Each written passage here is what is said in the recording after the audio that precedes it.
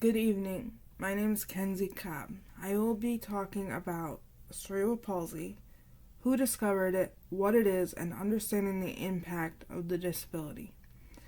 Imagine not being able to walk without difficulty or at all, not having the ability to run, jump, skip, or even participate in school recess, gym, basic games, and sports with your friends. For millions of people with cerebral palsy, this is a daily reality. Cerebral palsy is a condition that affects movement and muscle coordination, and it can change the way individuals experience life. Today, let's take a closer look at who discovered it, what cerebral palsy is, and how it impacts the lives of those who live with it. As someone born with moderate cerebral palsy, I know firsthand how basic physical activities are a struggle. My whole life, I've struggled to try to do fun and basic activities to keep up with other normal kids during my lifetime. My family and I have learned to find organizations that offer activities for many disabled kids and adults. The option to participate in activities based on each individual's ability. Things I've participated in throughout my lifetime consist of playing t-ball, baseball, learning to scuba dive, getting a bike I'm able to ride with ease, doing sporting competitions with other teams of disabled athletes each year, in swimming, cycling, track, field events, table tennis, and powerlifting. I've attended the Tim Tebow Night to Shine prom for many years. I started riding horses when I was 18 months old to strengthen my core and legs. To me, riding a horse was fun, not just therapy. I stopped riding when I was 18 years old. My junior year of high school, I showed a beef cow at the county fair with the help of one of my friends who was able to be in the ring with me while I was showing, to assist me if my cow had gotten out of hand or I fell. Today, I will be sharing with you some things people don't understand or even care to understand about cerebral palsy. It's a condition which is often misunderstood, overlooked, or misrepresented. I hope to shed light on the reality of living with cerebral palsy, break down misconceptions, and encourage awareness for those who have never faced the challenges every day. First, we will take a look at who discovered cerebral palsy. Second, we will look at what cerebral palsy is. And finally, we will explore my personal and social impacts of the disability. Around 1861, Dr. William John Little presented research to the Obstetrical Society of London. Dr. Little's research was based on his own battle during his childhood and decided to turn his experiences into a lifelong project to help other children with similar issues. In 2025, cerebral palsy guidance states, when Dr. Little presented his research in London, he emphasized that children with the condition have an injured nervous system, which results in spasticity. This impairment affects the muscles, leading to difficulties in movement and coordination. Dr. Little's groundbreaking research helped lay the foundation for our understanding of cerebral palsy, particularly in how the brain's injury can cause various motor and sensory challenges.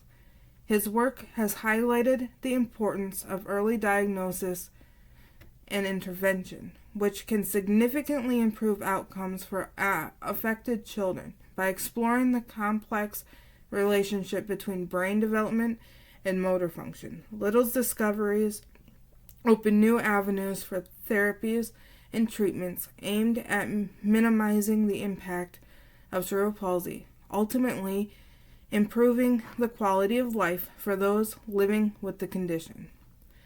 CP is an injury that happens at birth, which significantly impacts children.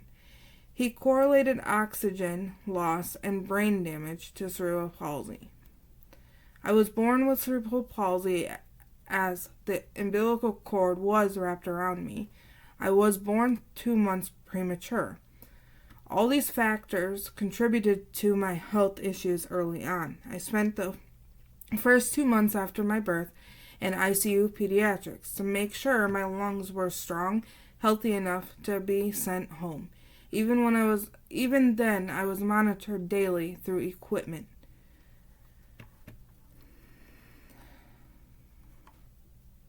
Cerebral palsy is a neurological disorder which affects movements, muscle tone, and coordination. These can differ from one child to the next. There are 4 main types of cerebral palsy which reflect abnormalities in different parts of the brain and result in unique symptoms. The 4 main types of cerebral palsy and spastic,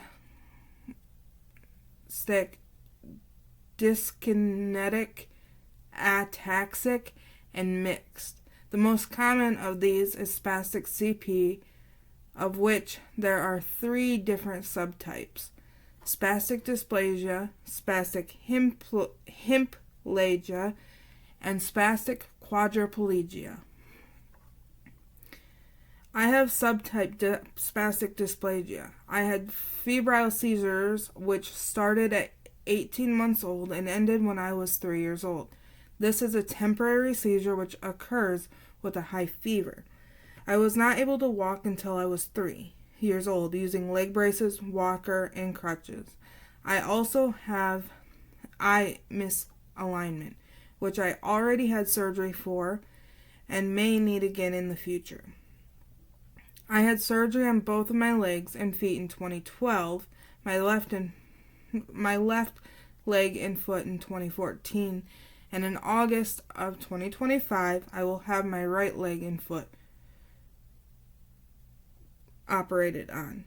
Currently, due to the recent soon-to-be surgeries, I don't wear braces to walk. During my lifetime, I've done many different physical therapies as well as occupational and speech therapies. I've always had special help due to some learning disabilities. When I was younger, I spent a lot of time in special school settings which worked on mobility, communication challenges, daily hygiene, and learning. It wasn't until I reached middle school that bullying became an issue for me, as well as inclusion at school functions or sports. My family made sure I was able to find and participate in activities or organizations that were for all of those with disabilities, like baseball, horseback riding, sports, swimming, as well as social activities with others with disabilities. Although some days are a real challenge, I'm always able to remind myself things could be worse. I'm always ready to help and assist with anyone that needs it, whether disabled or not. Now that we have talked about who discovered cerebral palsy, what it is, and my personal experiences with CP, I hope you understand more about CP, how it impacts those that have it, and have more empathy towards disabled individuals. I hope I've helped you understand some things about cerebral palsy as well as shed light on the reality of living with cerebral palsy, as well as given you some awareness for those living with daily challenges. If you see someone that's disabled and struggling, don't look away or walk by. Offer to assist. Open a door that doesn't have an automatic opener, or ask if they need assistance. Thank you.